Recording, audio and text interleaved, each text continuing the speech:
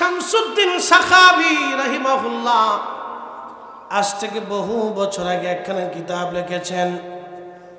প্রায় 550 বছর আগে একটা কিতাব লিখেছেন আল কাউলুল বাদী।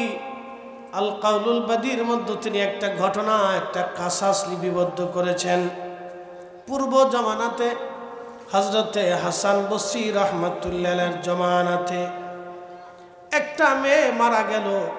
মেয়েটার মা কেঁদে কেঁদে হাসান বসরি রাহমাতুল্লাহ আলাইহির দরবারে আসছে। হাসান বসরি কোন জমানার আলেম। ইমাম হুসেন যখন কারবালায় শহীদ হয়, হাসান বসরি রাহমাতুল্লাহ আলাইহি তখন ইরাকের বসরাতে। হযরত ইমাম হুসেন শহীদ হয় কারবালাতে ইরাকের, আর হাসান বসরি তখন ইরাকের বসরাতে। হযরত হাসান বসরি তিনি ইমাম হুসেন রাদিয়াল্লাহু আনহুর জমানার মুসলমান। উনি তাবী ছিলেন। হাসান বসরির দরবারে যে মহিলা কাঁদে আর বলে, হুজুর আমার মেয়েটা মারা গেছে, ও আল্লাহর ওলি, আমার মেয়েটাকে আমি বরং ভালোবাসি, আমার কলিজার টুকরা কবরে চলে গেছে, ও আল্লাহর ওলি দয়া করে বলে দেন আমার মেয়েটা জান্নাতি নাকি জাহান্নামী বলে দেন। হাসান বসরি বললেন, ওগো মা, তোমার মেয়ে জান্নাতি নাকি জাহান্নামী কি করে বুঝবো আমি, কি করে জানবো আমি? তবে মা তুমি একটা কাজ করো, বাড়ি চলে যাও, এশার নামাজ পড়ার পরে 4 রাকাত অতিরিক্ত নামাজ পড়বা সূরা তাকাসুর দিয়ে। 4 রাকাত অতিরিক্ত নামাজ পড়বা সূরা তাকাসুর দিয়ে। আল্লাহুম্মা তাকাসুরু হাত্তা যুরতুমুল মাকাবির কাল্লা সাওফা তা'লামুনা সুম্মা কাল্লা সাওফা তা'লামুন কাল্লা লাউ তা'লামুনা ইলমাল ইয়াকিন।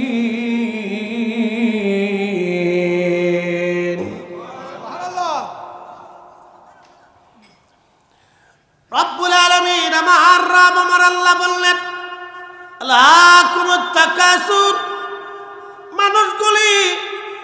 মানুষেরা সম্পদ উপার্জনে দুনিয়ার পিছে শুধু সম্পদের পিছনে দৌড়ায়।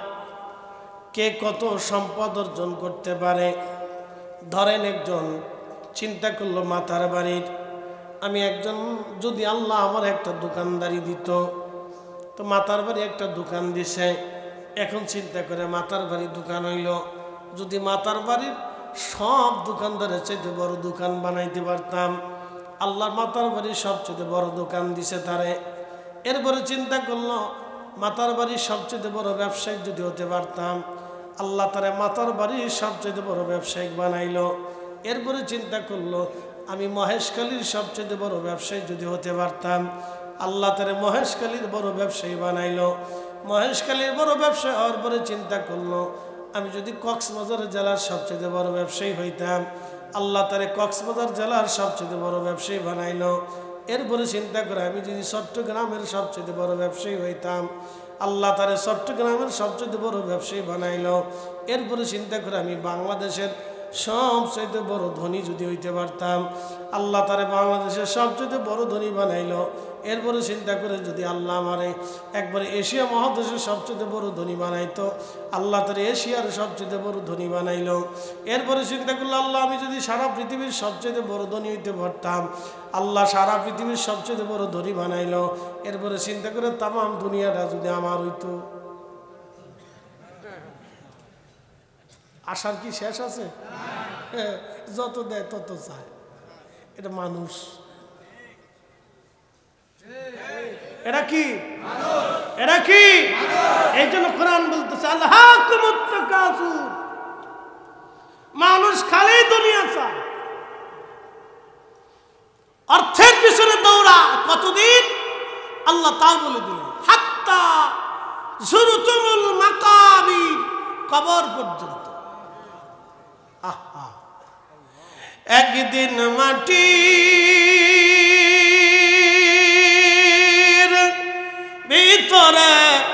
হবে ঘরে মন আমার, কেন বান্ধ দালান ঘর।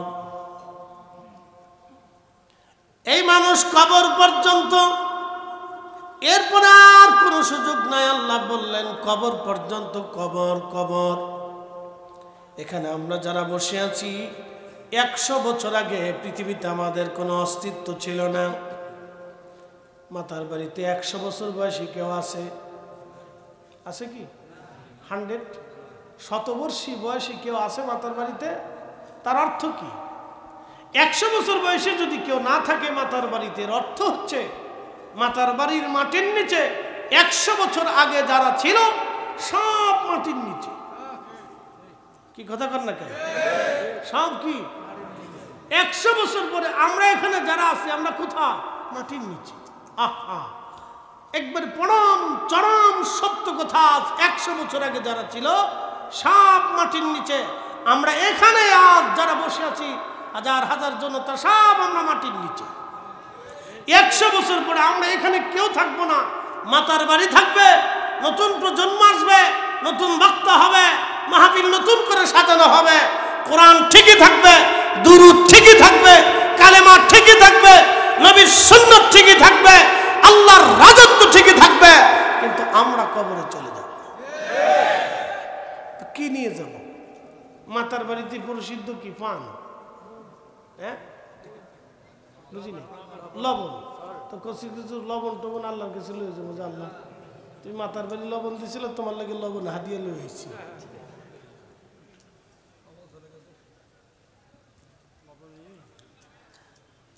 মাতার বাড়িবাসী কি নিয়ে যাবেন? 2টা জিনিস। 1 নম্বর ঈমান, 2 নম্বর আমল। কথা ঠিক কিনা? 1 নম্বরে কি? হিন্দুদের সাথে আমাদের বিয়ে হয়, আত্মীয়তা হয়। কারণ কি? তারাও মাতার বাড়ি ব্যবসা করে, আপনারা মাতার বাড়ি ব্যবসা করেন। তারাও যে লবণ খায় আপনারা সেই লবণ খান, তারাও যে সমুদ্রের মাছ খায় আপনারা একই মাছ খান। তার শরীরের কলিজা, ফ্যাপসা, জিহ্বা, নাক, কান, মাথা, হাত, অঙ্গ প্রত্যঙ্গ যা আছে আপনারও আছে। সেও বাংলা ভাষা, আপনিও বাংলা ভাষা। সেও মানুষ, আপনিও মানুষ। তাহলে হয় না কেন? বিশ্বাসের কারণে হয় না। তারা বহু খোদায় বিশ্বাসী, আমরা এক খোদায় বিশ্বাসী। কথা বলেন ঠিক কিনা? তারা বহু খোদায় বিশ্বাসী। তারা মনে করে সাগরের দেবতা আলাদা, সূর্যের দেবতা আলাদা, পানির দেবতা আলাদা, এই মেঘের দেবতা আলাদা, বিদ্যার দেবতা আলাদা, কল্যাণের দেবতা আলাদা, শক্তির দেবতা আলাদা। এরকম তারা দেবতা ভাগ করতে করতে 33 কোটি দেবতা তাদের হয়েছে। কত কোটি? তাদের বিশ্বাসে 33 কোটি দেবতা তাদের হয়েছে, এটা তাদের বিশ্বাস। তারা এই বিশ্বাসে ধর্ম পালন করে বিধায় কখনো দেখবেন দুর্গা পূজা করে, কখনো কার্তিকের পূজা করে, কখনো গণেশের পূজা করে, কখনো শিবের পূজা করে, কখনো লক্ষ্মীর পূজা করে, কখনো দেখবেন মনসার পূজা করে, কখনো লোকনাথের পূজা করে, কখনো রামের পূজা করে, কখনো গরুর পূজা করে। যে সময় যেটা পায় এটারই পূজা দেয়। এটা তাদের এক ধরনের বিশ্বাস। তারা এই বিশ্বাসে ধর্ম পালন করে। আমাদের বিশ্বাসে আমাদের মালিক একসাথে বলে সবকিছুর জন্য, সবকিছু যিনি আমাদের বাজেট করেন তিনি কে? কোনো সন্দেহ নাই।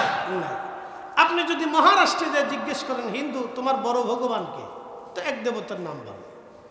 যদি আপনি দিল্লিতে জিজ্ঞেস করেন হিন্দু তোমার বড় ভগবানকে, বড় দেবতাকে, তো এক দেবতার নাম বলবে। আবার যদি আপনি অন্ধ্রপ্রদেশে যে জিজ্ঞেস করেন হিন্দু তোমার এই বড় দেবতাকে, তো আর এক দেবতার নাম বলবে। আপনি যদি উত্তরপ্রদেশে যে জিজ্ঞেস করেন হিন্দু তোমার বড় দেবতাকে, তো আর এক দেবতার নাম বলবে। যদি গুজরাটে যে জিজ্ঞেস করেন হিন্দু তোমার বড় দেবতাকে, তো আর এক দেবতার নাম বলে। যদি আপনি কলকাতায় এসে জিজ্ঞেস করেন হিন্দু তোমার বড় দেবতার নামকে, তো দুর্গার নাম বলে। যদি জিজ্ঞেস করেন নেপালে যে হিন্দু তোমার বড় দেবতাকে, তো কৃষ্ণার নাম বলে। এইভাবে সারা অঞ্চলে যত অঞ্চল আছে হিন্দুদের, এক এক অঞ্চলে এক এক ভেদে তাদের দেবতা ভিন্ন। তারা সেটাকেই বড় দেবতা ভাবে। কিন্তু আমরা সারা পৃথিবীর সব মুসলমানকে যদি জিজ্ঞেস করেন তোমার মালিককে, স্রষ্টাকে, খালিককে, রবকে, আমরা এক বাক্যে সবাই বলবো আল্লাহ। জোরে বলে, হাত উঁচা করে বলে, হাত উঁচা করে বলে, কোন সন্দেহ?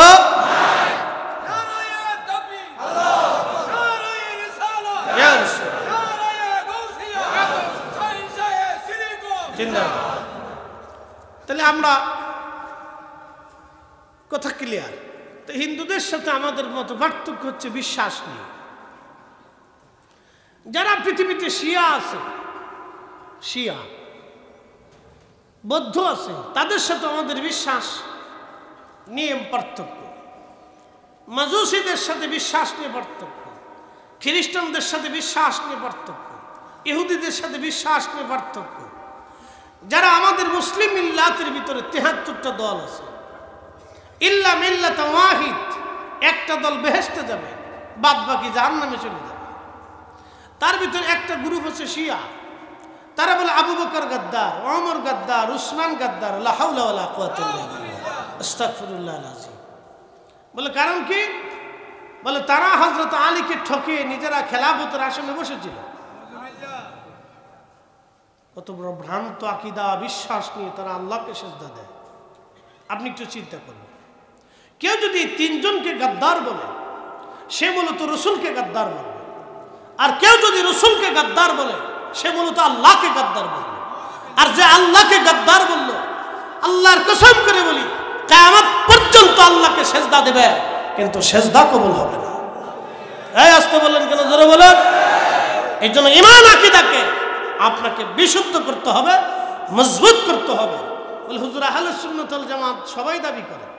আমাদের দেশে কওমি ভাইরা তারাও বলে আমরা আহলে সুন্নাত, যারা তাবলীগ করে তারাও বলে আমরা আহলে সুন্নাত, যারা লা মাযহাবী তারাও বলে আমরা আহলে সুন্নাত, যারা জামাতি তারাও বলে আমরা আহলে সুন্নাত, যারা পীরের মুরিদ তারাও বলে আমরা আহলে সুন্নাত। তো সবাই আহলে সুন্নাত ওয়াল জামাত দাবি করে। তো আহলে সুন্নাত ওয়াল জামাত অরিজিনাল কোনটা? আহলে সুন্নাত ওয়াল জামাত অরিজিনালটা হলো হুজুর গাউসে পাক মুহিউদ্দিন আব্দুল কাদের জিলানী যেই বিশ্বাসে, যেই আকীদা, যেই মতে, যেই পথে তিনি গাউসে পাক হয়েছেন, এটাই হচ্ছে অরিজিনাল আহলে সুন্নাত ওয়াল জামাত। কোনো সন্দেহ থাকতে পারে? হুজুর খাজা মাইনুদ্দিন চিশতি আজমির সেঞ্জুরি, তিনি যেই বিশ্বাসে গরিবে নামাজ হয়েছেন, আল্লাহর ওলি হয়েছিলেন, আনা সাগরের পানি একটা লুটার ভিতরে এনেছিলেন, আজমির থেকে বসে তিনি ধুলি নিক্ষেপ করে পানিপথের প্রান্তরে ফেলেছিলেন।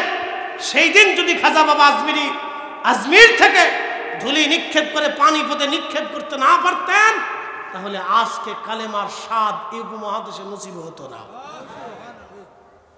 কথা ক্লিয়ার না ভেজাল আছে? ক্লিয়ার। তো উনি যেই বিশ্বাসে, যে আকীদাতে ধুলি নিক্ষেপ করেছিল, আল্লাহ তাকে মকবুলিয়ত দিয়েছিল, সেই বিশ্বাস, সেই আকীদাই হচ্ছে আহলে সুন্নাত ওয়াল অরিজিনালটা। কথা কোন ঠিক কিনা? আমাদের দেশে বহু পীর মুরিদি আছে, বহু পীর মুরিদির ভিতরে ভেজাল ঢুকছে। কি কথা কর না কেন? আছে না ভাই? একদল আছে নামাজ কালাম মোটেই পড়ে না। বলে কি, জীবনের তরে একবার পড়লেই সাহেব, একবার জন্মের তরে পড়বো, আমরা মারিফতের নামাজ পড়ি। কত বড় শতান চিন্তা করেন আপনি। আল্লাহ রসুল নামাজ পড়ার জন্য মসজিদে নববী প্রতিষ্ঠিত করেছে। সাহাবায়ে কেরামকে নিয়ে রসুল করিম বৃদ্ধকালে বয়স হয়ে যাওয়ার পরেও আল্লাহর নবী লাঠির উপরে ভরতে হলেও, সাহাবায়ে কেরামের কাঁধে ভরতে হলেও নবী নামাজের জামাতে আসছে। আর বলে মারিফতে নামাজ পড়ে।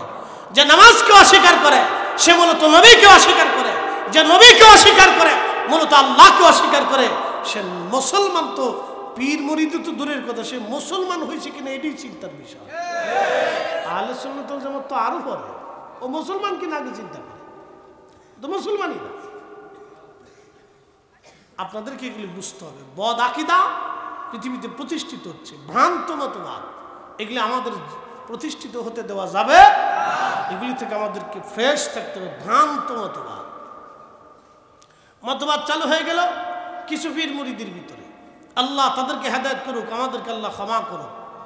যিনি মুর্শিদ, তিনি খোদা, তিনি রসুল হয়, এই লালনের এক ভ্রান্ত মতবাদ এই বাংলাদেশে প্রতিষ্ঠিত হলো। বহু পীরের মুরিদ, এ আমাদের ফরিদপুর শরীয়তপুর ওই অঞ্চল দিয়ে উত্তর দক্ষিণ দিয়ে কিছু কিছু প্রের মুরিদ আছে, বলে যিনি মুর্শিদ তিনি খুদা, তিনি রসুল হয়। খুদারে রসুলরার মুর্শিদরে এক কাতারে নিয়ে আসছে, লা হাওলা ওয়ালা কুওয়াতা ইল্লা বিল্লাহ। এটা হচ্ছে খ্রিস্টানদের এক মতবাদ, এটা মাজুসীদের মতবাদ, এটা মুসলমানদের মতবাদ না। আল্লাহর স্থানে আল্লাহ থাকবে, আমার রসুলের মর্যাদায় নবী থাকবে, আউলিয়া কিরামের মর্যাদা আউলিয়া কিরাম থাকবে। কথা বলেন ঠিক না বেঠে? যে বিশ্বাসে, যে আকীদায় মুজাদ্দিদ আল ফিসানি, সরহিন্দি ফারুকি, সম্রাট জাহাঙ্গীরের সেই সিংহের খাঁচার ভিতরে তিনি যেই বিশ্বাস, যে আকীদা, ক্ষুধার্ত সিংহের সামনে সালাত আদায় করেছিলেন, সম্রাট জাহাঙ্গীরকে পদানত করে, দ্বীন ইলাহিকে ধ্বংস করে এই জমিনে দ্বীন ও সুন্নাতের কালেমার পতাকা উড্ডীন করেছিলেন, সেই আহলে সুন্নাত হচ্ছে অরিজিনাল আহলে সুন্নাত ওয়াল জামাত। কথা বলেন ঠিক না বেটি? ভ্রান্ত মতবাদ প্রতিষ্ঠিত হতে দেওয়া যাবে না।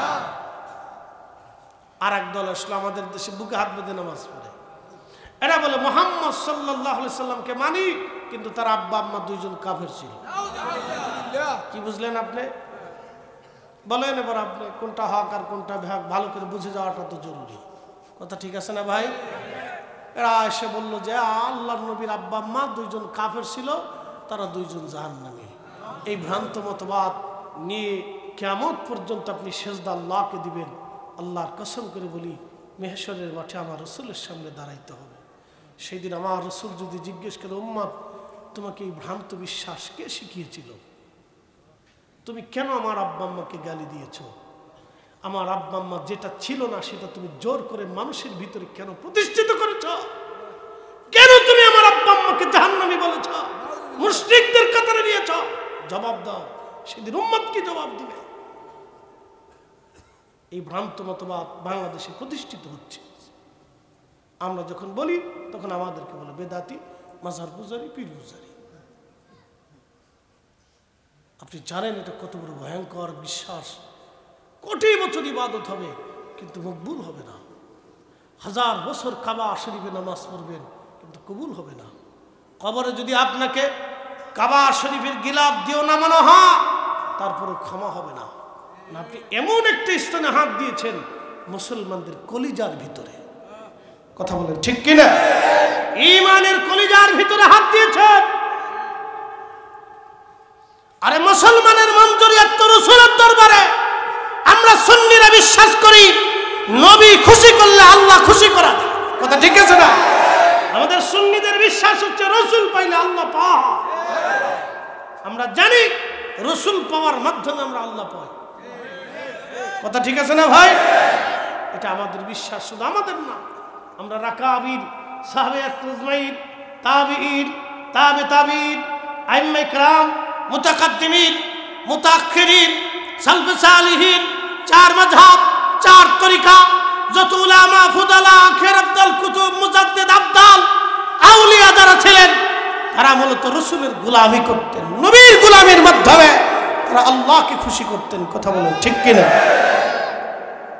কথায় কি বুঝা কি অসুবিধা হচ্ছে? আপনাদের এলাকার আঞ্চলিক ভাষা ভিন্ন, আমাদেরটা ভালো। সিলেটে গেলে আর একটা ইতাও শোনা সল্লেও খাইতে না বিল্লো খাইতে সব বালা শুনি।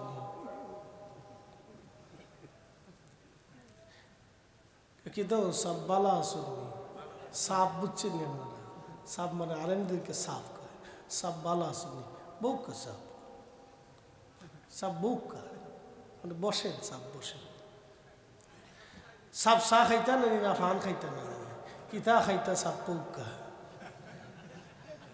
মানে হুজুর আপনি কি খাবেন, পান খাবেন না চা খাবেন? মানে আপনাদের চট্টগ্রামের আঞ্চলিক ভাষায় ওই নূর হোসেন আমার গাড়ির ভিতরে বসে বসে মোবাইলে মারতেছে। আমি কই কি কইস তুই দুনিয়ার, তুই কি কইস? বাংলা ভাষা কইস না, উর্দু কইস না, হিন্দি কইস না, ফার্সি কইস, কোনটা?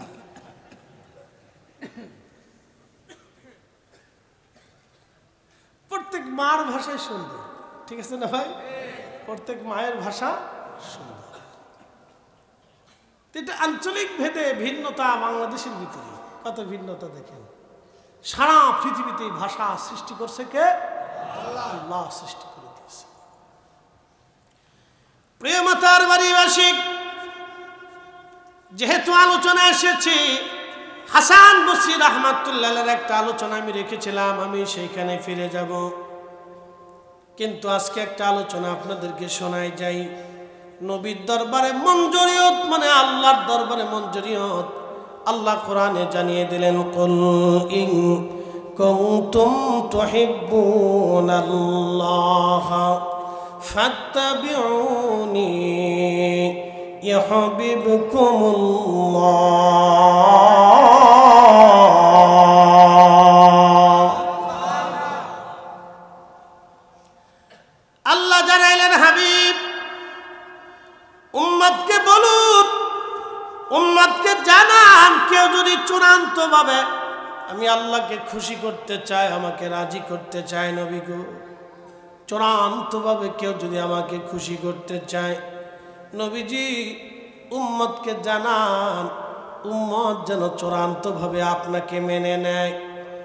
যদি আপনি নবীকে চূড়ান্ত ভাবে তার নিজের জীবনের জন্য মেনে নেয়, বন্ধু বলে দেন, হাবিবুকুমুল্লাহ, আমি আল্লাহ তাকে ভালোবাসবো, শুধু ভালোই বাসবো না, আমি আল্লাহ তার জীবনের সমস্ত গুনাহগুলি মিটাইয়া আমি আল্লাহ তাকে পবিত্র বানিয়ে দেব। একবার জোরে বলা যাবে কি আল্লাহু আকবার। আমি যদি আরব হতাম, মদিনারি পথ, সেই পথ দিয়ে হেঁটে যাইতেন নূর নবী হাজরাত,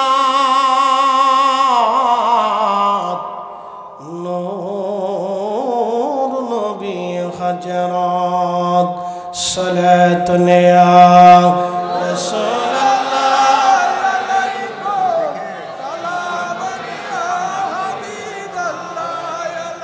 সালাতুন ইয়া রাসূলুল্লাহ,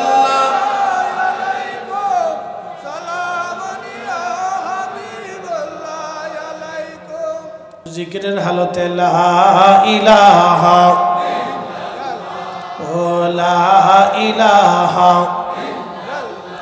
ও লা ইলাহা, চিনি সারা দিস, একটু সা দিস, ইল্লাল্লাহ লা ইলাহা লা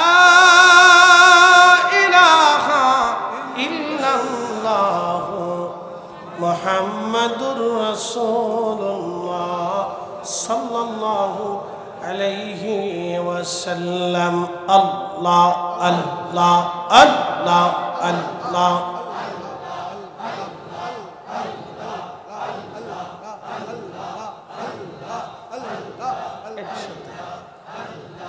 আল্লাহ আল্লাহ আল্লাহ আল্লাহ আল্লাহ। সালাত সালাম গো আমার, দুরুদ সালাম গো আমার, কইও নবী মুস্তাফায়, তোমরা যদি যাও গো মদিনা। আল্লাহ আল্লাহ আল্লাহ,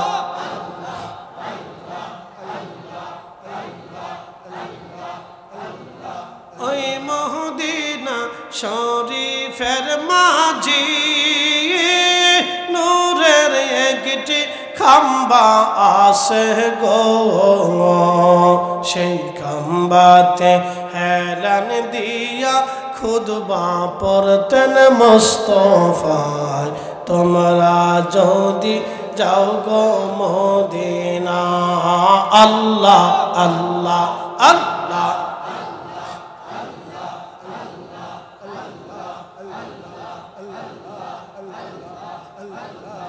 সালাতুন ইয়া রাসূলুল্লাহ আলাইকুম সালামুন ইয়া হাবিবাল্লাহ।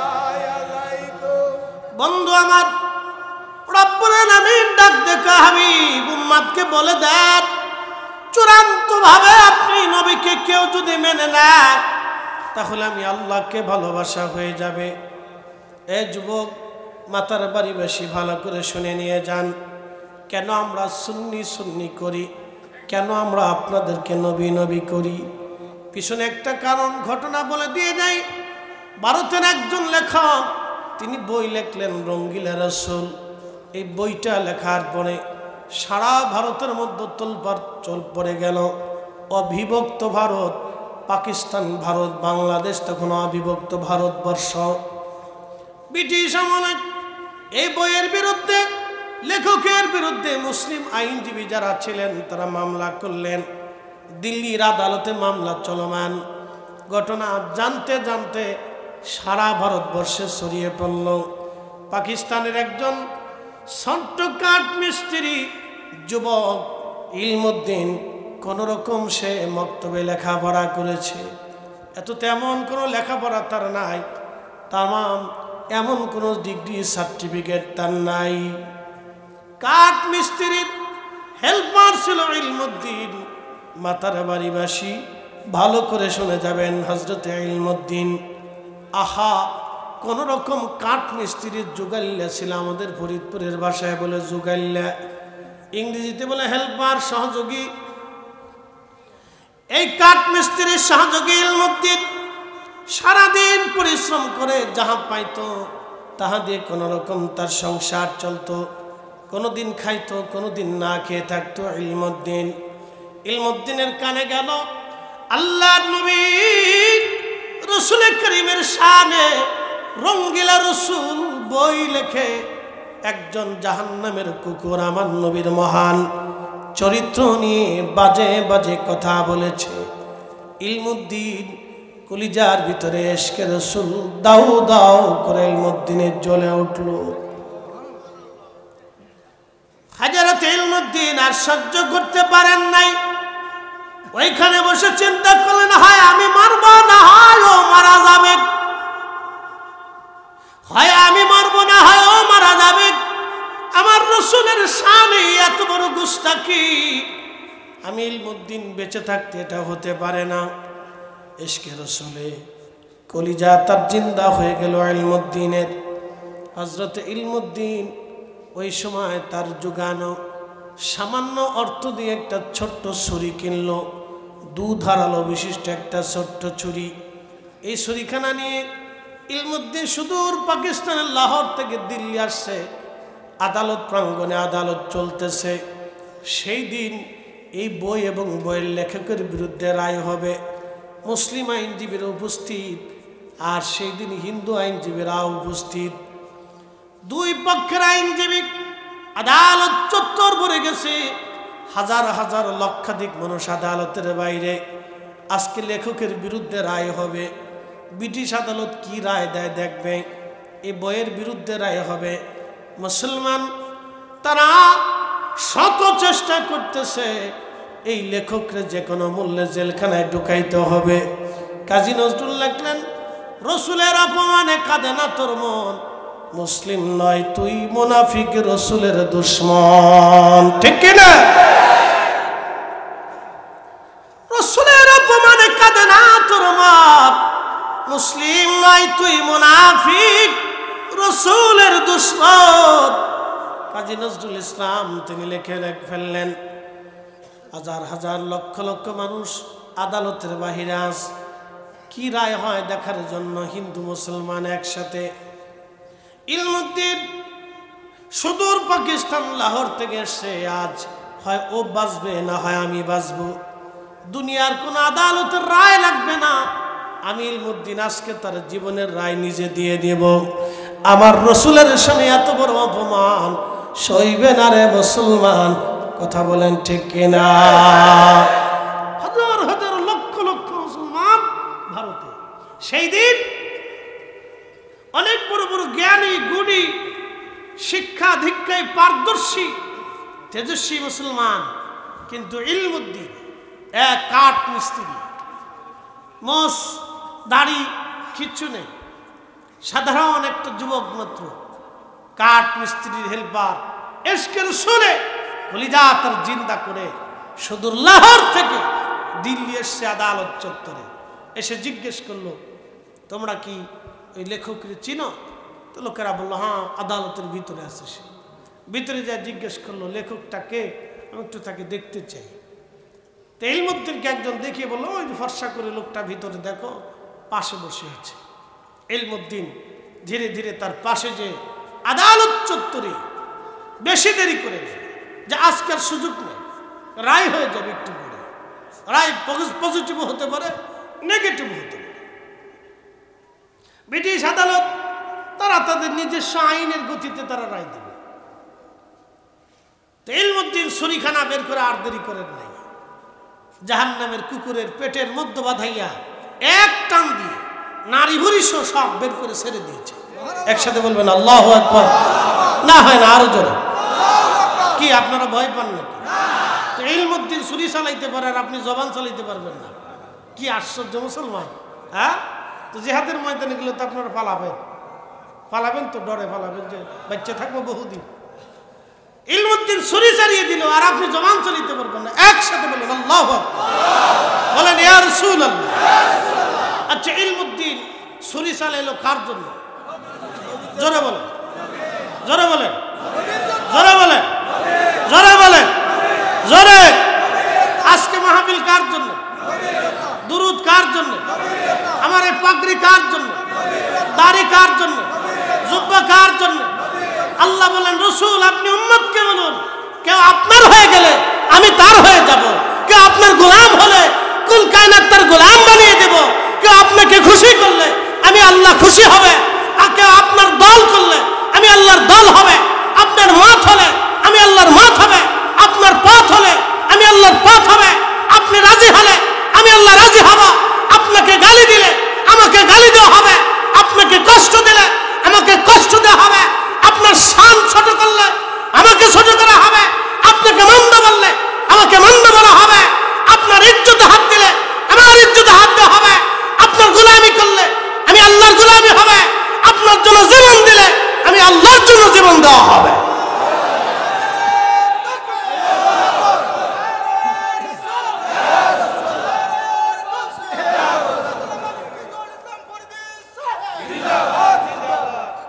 বক্তব্য কি আমার না আল্লাহ? আল্লাহু আকবার ওয়ালিল্লাহিল হামদু বিসমিল্লাহির রাহমানির রাহিম।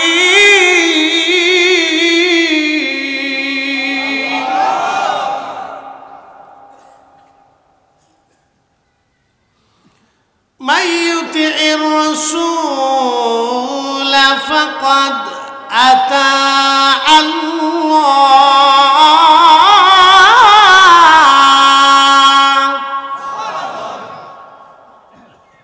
প্রিয় নবী উম্মতকে বলেন, আপনার ইত্তেবা হলে আমি আল্লাহর ইত্তেবা হয়ে যাই। এর চেয়ে বড় সার্টিফিকেট পৃথিবীতে আর কারো নসিব হবে? কখনো হয়েছে?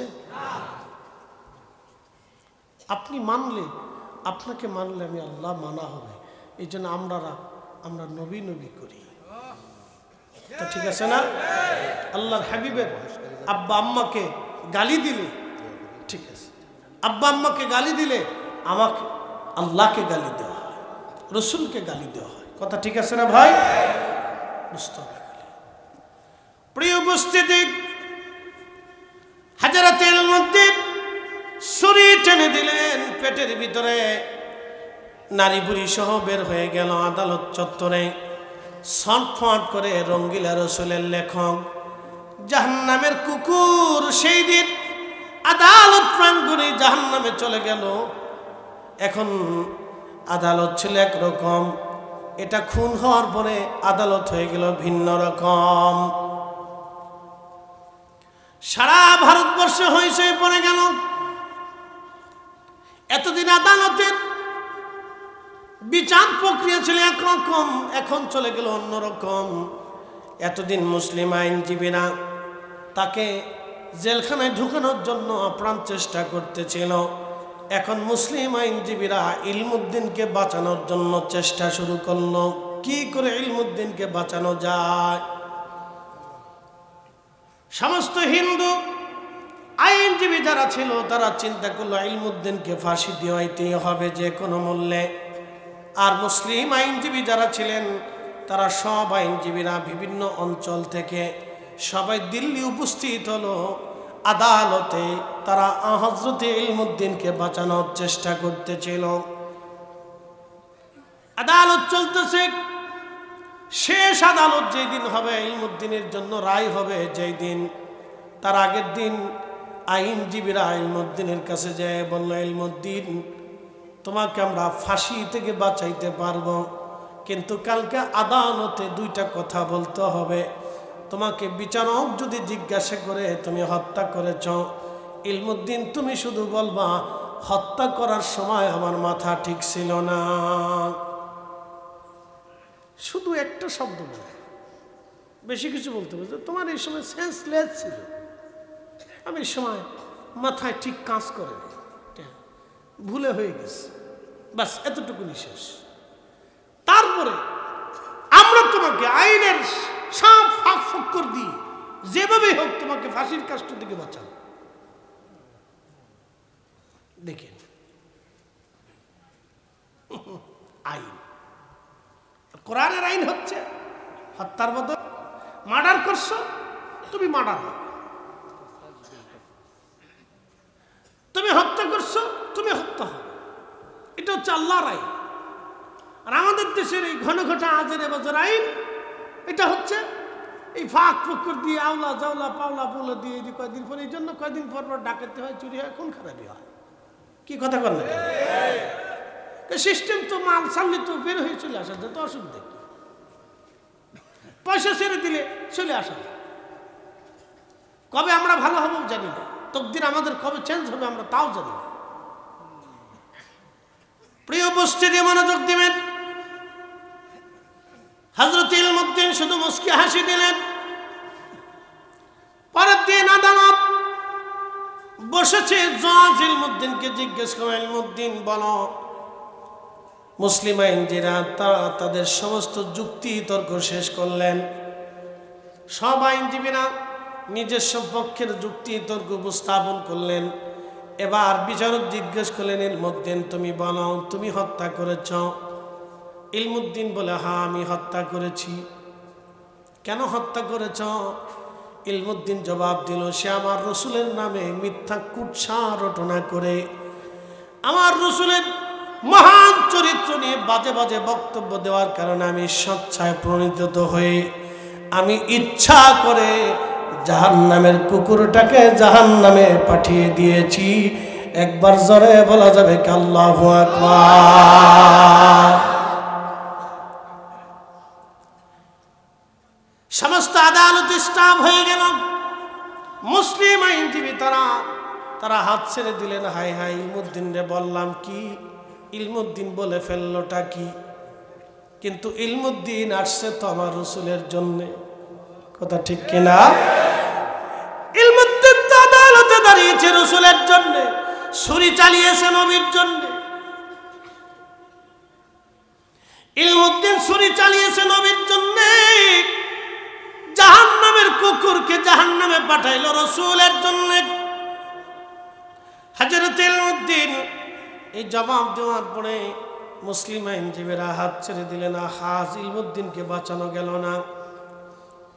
বিচারক রায় দিয়ে দিলেন, ফাঁসির কাস্টে ঝুলিয়ে মৃত্যু পর্যন্ত ঝুলিয়ে রেখে তার মৃত্যুদণ্ড কার্যকর করা হোক। হিন্দু আইনজীবীরা খুশি হয়ে গেল।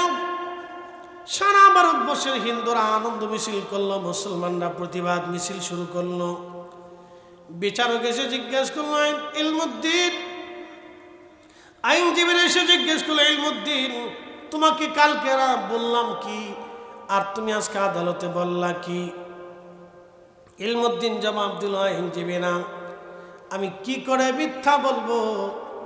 আমি যার জন্য এসেছিলাম, যার জন্য হত্যা করেছি, গত রাত্রে সে রসুল, সে আল্লাহর প্যারা মেহবুব আমাকে স্বপ্নে এসে আমাকে জান্নাতের সুসংবাদ দিয়ে গেছে। চিৎকার করে বলেন আল্লাহু আকবার।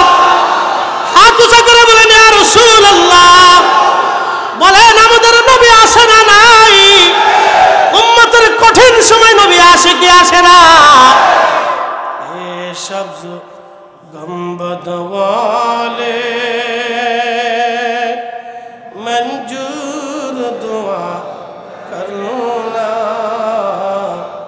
जब वक्त न जाए आका दीदार अता करो दीदार अता करो मैं कब्र अंधेरी में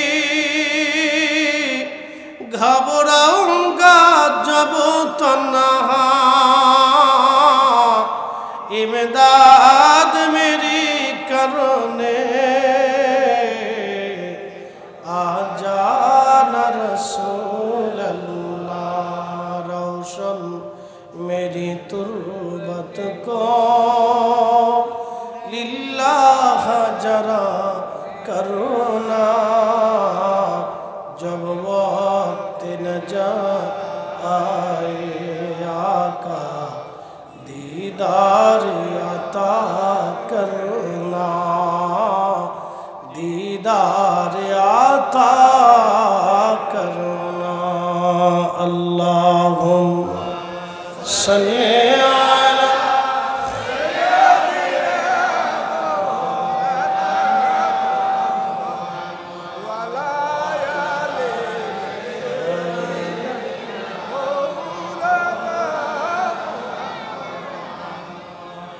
আমি তো একজন আশিকের জীবনী বলেছি, হাজার হাজার আশিকের জীবনী কিতাবের পৃষ্ঠার মধ্যে লেখা রয়ে গেছে। এ যুবক, আল্লামা ইকবাল তখনও জিন্দা। ইলমুদ্দিন ফাঁসির কাস্টে নিয়ে যাওয়া হলো ইলমুদ্দিনকে। ইলমুদ্দিন মুস্কি মুস্কি আসে, চেহারার মধ্যে কোনো ডর ছিল না, কোনো ভয় ছিল না।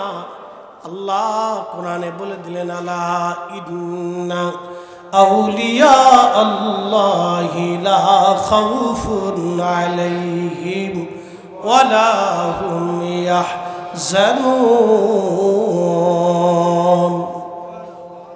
আমার পেয়ারা যারা, তাদের কোনো ভয় নাই, চিন্তার কোনো কারণ নাই। ইলমুদ্দিনের চেহারা ফ্যাকাশে হলো না, চিন্তিত হলো না। রায়টা দেওয়ার পরে ইলমুদ্দিন মুস্কি মুস্কি আসে, কারণ আমার রসুল তাকে জান্নাতের সুসংবাদ দিয়ে গেছে, বলে গেছে ইলমুদ্দিন চলে আসো, তোমার সঙ্গে জান্নাতে আমরা দুইজনে একসঙ্গে খাবার খাবো। উসমান গনি জিন্নুরাইন যেই দিন শহীদ হয়ে যাবেন, তিনি সকালবেলা ফজরের নামাজ পড়ে উসমান গনি জিন্নুরাইন কোরআন শরীফ পড়তেছিলেন। পড়তে পড়তে উসমান গনি ঘুমিয়ে গেলেন। স্বপ্নের ঘরে দেখে আল্লাহর হাবিব তশরিফ এনেছেন। নবীজি বলেন, উসমান কেমন আছো? উসমান গনি জিন্নুরাইন বলেন, ইয়া রাসূলুল্লাহি, আমি তেমন ভালো নাই, দুনিয়ার জঞ্জালে আবদ্ধ হয়ে গেছি। উসমান, তুমি কি দুনিয়াতে থাকবে না চলে আসবে? বলি, ইয়া রাসূলুল্লাহ, আমি আর দুনিয়াতে থাকতে চাই না, দুনিয়ার বড় জঞ্জাল, অসুবিধা। নবীজি বলেন, উসমান তুমি তো রোজা আছো, তাহলে শোনো, চলে আসো তুমি। আজকে সন্ধ্যায় জান্নাতের ভিতরে তুমি আর আমি দুইজন একসঙ্গে আল্লাহর বেহেশতে ইফতার করব। উসমান গনি জিন্নুরাইন ঘুম থেকে উঠে বিবিকে ডাকতে বলছে, বিবি রে, আমার সময় শেষ, আমারে গোসল করে দাও, পাক সাফ করে দাও, আজকে আমার সময় শেষ। বলে, স্বামী বলেন কি? বলে, হ্যাঁ, আমার রসুল আমাকে স্বপ্নে দাওয়াত করে গেছেন, আজকে সন্ধ্যায় আমার নবীর সঙ্গে জান্নাতে একসঙ্গে আমরা দুইজন ইফতার করব। বিবি রে, আমি বুঝছি আজকে আমি শহীদ হয়ে যাব। এ বিবি, গোসলের পানি তাড়াতাড়ি দাও, আমি গোসল সেরে পবিত্র হয়ে নেই, পাক সাফ হয়ে নেই রে বিবি। হযরত উসমান গনি জিন্নুরাইন গোসল সারলেন, মাকসামের সুন্দর পোশাক পরে উনি ওনার হুজরার ভিতরে যেখানে কোরআন পড়তেছিলেন, সেখানে কোরআন শরীফ উনি পড়তেছিলেন। বিদ্রোহীরা ওনার ঘরের মধ্যে ঢুকে ওনার সামনে থেকে কোরআন শরীফটাকে লাথি মেরে ফেলে দিয়া উসমান গনিকে তলোয়ারের আঘাত করতেছিলেন। রক্তগুলি ছিটে কোরআনের মধ্যে লেগে গেল। সেই কোরআন এখনো সযত্নে রেখে দেওয়া হয়েছে হযরত উসমান গনির সেই কোরআন, যেই কোরআনে উসমান গনি জিন্নুরাইনের রক্তের দাগ লেগেছিল, সেই কোরআন এখনো আছে। প্রিয় উপস্থিতি, এইভাবে যুগে যুগে আশিকে রাসূলের জীবন এইভাবে চলে গেল। আমি তো শুধু একজনের কথা বলেছি, হাজার হাজার আশিকদের জীবনী কিতাবের পৃষ্ঠার মধ্যে লেখা আছে। মাতার বাড়িবাসী মনোযোগ দিবেন। ইলমুদ্দিন মুস্কি মুস্কি আসে, ইলমুদ্দিনের কোনো চিন্তা নাই বলে। কারণ কি? আল্লাহর নবী তাকে স্বপ্নে এসে দাওয়াত দিয়ে গেছে। সুবহানাল্লাহ বলা যাবে। ওই জামানার সমস্ত বড় বড় বুজুর্গদেরকে ইলমুদ্দিন সারিয়ে চলে গেলেন। বুঝেন, ওই জামানার বড় বড় আলেম, বড় বড় বুজুর্গ থেকে ইলমুদ্দিনের মাকাম উঁচু হয়ে গেল। বলে কারণ কি? 40 বছর ধরে তাহাজ্জুদ পড়েও যে মাকাম বুজুর্গ পেল না, ইলমুদ্দিন ইশকে রাসূলে তার চাইতেও বড় মাকাম হয়ে গেল। ঠিক কি না? হযরত আল্লামা ইকবাল রাহিমাহুল্লাহ তখন তিনি জিন্দা পাকিস্তানের লাহোর থেকে রওনা হয়ে গেলেন। হযরতে আল্লামা ইকবাল দিল্লি এসে গেলেন। ইলমুদ্দিনের লাশ নিয়ে মিছিল চলতে লাগলো। বহু মুসলমানকে পুলিশ গুলি করে মেরে ফেলে দিল। শুধু ইলমুদ্দিন শহীদ হলো না, ইলমুদ্দিনের মোহাব্বতে আরো মুসলমান শহীদ হয়ে গেল। সব শহীদদের জানাজা হবে।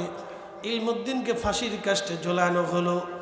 যখন ফাঁসির কাস্টে ইলমুদ্দিনকে ঝোলানো হয়, তখন ইলমুদ্দিন মুস্কি মুস্কি আসে। বিচারক জিজ্ঞেস করলো, ইলমুদ্দিন কেন হাসো? ইলমুদ্দিন জবাব দিল, বিচারক, যার জন্য ফাঁসির মালা গলায় দিয়েছি, কিছু সময় পরে জান্নাতে তার সাথে আমার আজ মোলাকাত হবে। এর চাইতে বড় আনন্দ আমার জীবনে কি হতে পারে? এর চাইতে জীবনের জীবনে কি হতে পারে?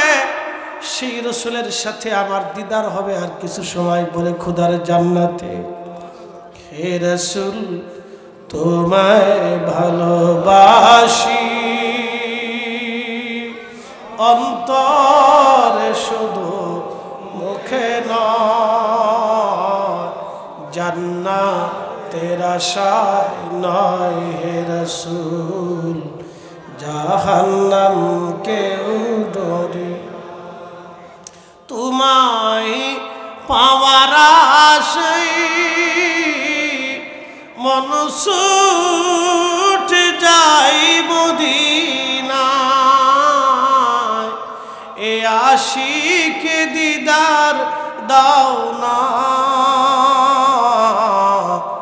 আর দূরে থাকিও না। হে রাসূল, তোমায় ভালোবাসি অন্তরে, শুধু মুখে নয়, জান্নাতের আশায় নয়। হে রাসূল, জাহান্নামকে ডরি না। সালাতুন ইয়া রাসূলুল্লাহ আলাইকুম সালামুন ইয়া হাবিবাল্লাহ। সালাতুন ইয়া রাসূলুল্লাহ আলাইকুম সালামুন ইয়া হাবিবাল্লাহ আলাইকুম। খুব মনোযোগ দিবেন। ইলমুদ্দিন জীবন দিল রাসূলের জন্য, আল্লাহর নবীর জন্য। কথা ঠিক আছে না? আল্লামা ডাক্তার ইকবাল পাকিস্তানের লাহোরে ফিরে গেলেন। তিনি তখন লিখতে শুরু করলেন, কে আফাতুনে মোহাম্মদ সে তু হম তেরে ये जहाँ चीज ही किया লৌহ কলম তেরে হ্যাঁ। তুমি যদি রাসূলের গোলামিতে তোমার জীবনের সবটুকু জিন্দেগি যদি উজাড় করে দাও, তোমার জীবনের সব তুমি যদি রাসূলের গোলামিতে উজাড় করে দাও, তাহলে শোনো হে আমার নবীর উম্মত, তামাম কুল মাখলুক লৌহ কলম আমার আল্লাহ তোমার দিকে ঝুঁকায় দিবে। আল্লাহ তোমার দিকে ঝুঁকিয়ে দিবে, লৌহ কলম পর্যন্ত আল্লাহ ঝুঁকিয়ে দিবে। মগজ করা রুহে ইমাজান দিন হাসতে হবে রহমাতুল লিল আলামিন। কোরআনের মগজ বলো, ইমানের রূহ বলো, ধর্মের প্রাণ বলো, সব কিছুর মূল আমার নবীর ভালোবাসা, আমার রাসূলের ভালোবাসা। নবীর ভালোবাসা যেখানে নাই ঈমান সেখানে নাই, নবীর ভালোবাসা যেখানে নাই দিন ধর্ম সেখানে নাই। বাংলার কবি কাজী নজরুল কত চমৎকার করে বাংলা ভাষায় লিখে ফেললেন, আল্লাহকে যে পাইতে চায় হযরতকে ভালোবেসে, আল্লাহকে যে পাইতে চায় হযরতকে ভালোবেসে, আরশ কুরসি লৌহ কলম না চাহিতেই পেয়েছে সে। আল্লাহুম্মা সাল্লি আলা, জবান খুলে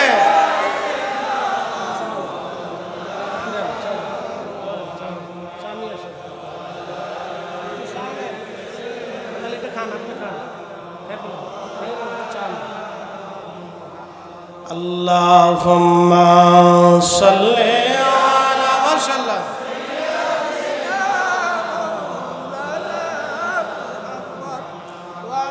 আলা আলি সাইয়্যিদিনা।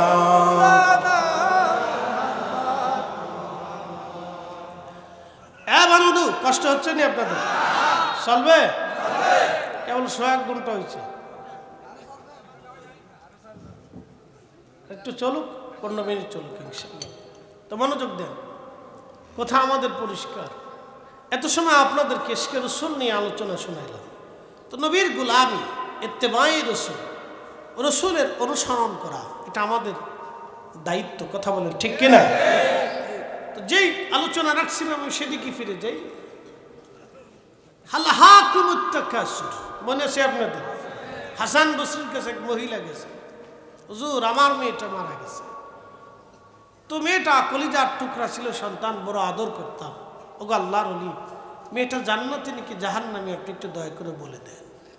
তা হাসান বসরি রাহমাতুল্লাহ বললেন, মারে তোমার মেয়ে জান্নাতে নাকি জাহান্নামে এটা তো বলার শক্তি আমার নাই, তবে তুমি একটা কাজ করো, বাড়ি চলে যাও, একটা আমল করো। এশার নামাজ পড়ে তুমি অতিরিক্ত 4 রাকাত নফল পড়বে। তো প্রত্যেক রাকাতে সূরা ফাতিহার সাথে সূরা তাকাসুর পড়বে। এরপরে তাসবিহ হাতে নিয়ে ঘুমোতে যাওয়ার আগ পর্যন্ত তুমি দুরূদ শরীফ পড়তে থাকবে।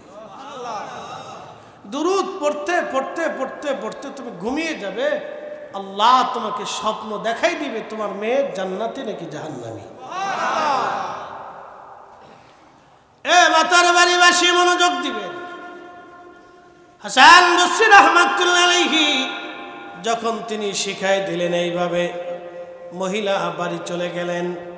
রাত্রিবেলা এশার নামাজ পড়ি তাসবিহ খানা হাতে নিয়ে 4 রাকাত নামাজ পড়লেন সূরা ফাতিহার সাথে সূরা তাকাসুর দিয়ে।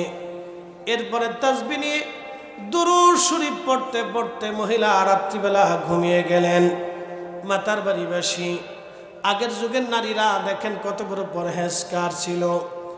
আগের যুগের নারীরা তাহাজ্জুদ নামাজ ছাড়ত না। আর বর্তমান এমনও হাজার হাজার নারী আছে বাবারে 6 মাস পর্যন্ত ওযুই করে না। 6 মাস ওযু নাই, খালি কদ্দুর আটা ডলে, সোনু ডলে, পাউডার ডলে, এটাই শেষ। এটা ডলে টলে মনে করছে একবার আমি বিশ্ব সুন্দরী হয়ে গেছি। বেডি বুঝে না যে সুন্দরী হলো নামাজ রোজা পর্দাফসিতা ওযু জিকির আজগারের ভিতরে। কথা ঠিক আছে না ভাই? আপনি দেখবেন মুরব্বী, কিছু মুরব্বী আছে বয়স হয়ে গেছে 70 বছর। আমি ভৈরবে এক মাহফিল রাত 3টার সময় মাইক ধরছি। আপনার হয়তো এদিকে অত রাতে হয় না।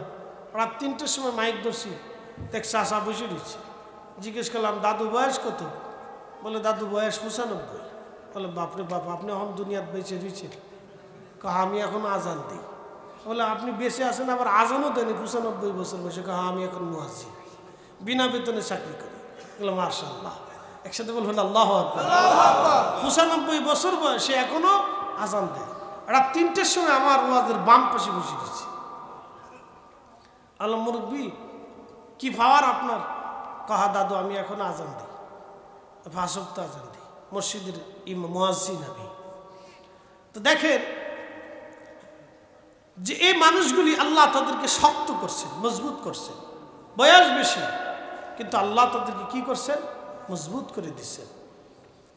তো সেই জমানার এই বৃদ্ধকালে একজন বুড়া নামাজ পড়ে, ওযু করে, আজান দেয় করে। আর আমার দেশের নারী সমাজ, যুবক কোনো সুযোগ সুবিধা থাকা সত্ত্বেও নামাজ পড়ে না, রোজা করে না। এই সংগঠনের যারা আছো তোমরা ভালো করে শুনো, নামাজ পড়তে হবে। নূর খালি পান খাইস না, নামাজটা পড়িস। নূরে করে নূর হোসে খালি পান খাইস না। আজকে পান কয়টা লাগছে তো? হুজুর 70টা গেছে। আমি খা ভাত খাইছিস নি? হুজুর খাই নি, এত বড় ইন্তজাম করতে গেলে খাইতে পারি না। যাক আলহামদুলিল্লাহ, মহব্বতের কারণে বলতেছে। খালি ফান খাইলে হইতো না রে, নামাজ পড়তে হবে, সালাত প্রতিষ্ঠিত করতে হবে। কথা বলেন ঠিক কিনা? আমরা রাসূলের গোলাম। কার গোলাম? নবীর গোলাম। আল্লাহর নবী সারা জীবন সাহাবা ইকরাম দিয়ে নামাজ প্রতিষ্ঠিত করে গেছে। কথা ঠিক আছে না?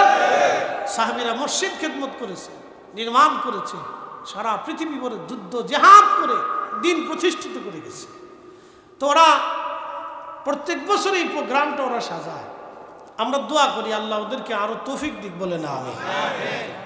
ওরা যাই করুক, এই মাহফিলটা ওরা সাজাইয়া মানুষকে একটা সুন্দর বাগানের উপহার দেয়। কথা ঠিক আছে না?